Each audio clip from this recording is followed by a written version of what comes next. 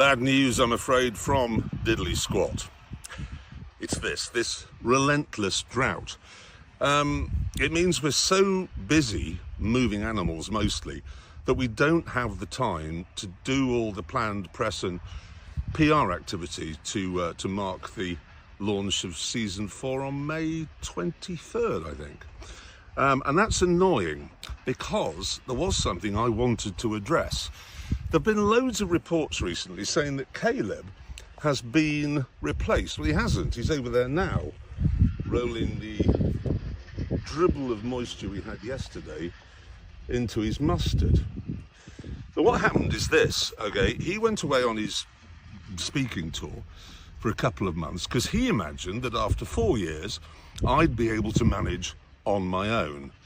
And I didn't. I made a complete mess of everything and had to bring in a young farmer called Harriet, who was brilliant and looked after the fort till he got back. Well, that's it. That's the story. Got to move the goats now.